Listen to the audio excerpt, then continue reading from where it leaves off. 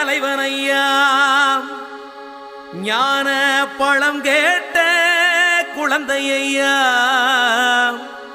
அப்பனுக்கு பாடம் சொல்லி ஆறுபடையாட்சி செய்யும் ஏசாமி முருகனையா வெற்றிவேல் முருகனுக்கு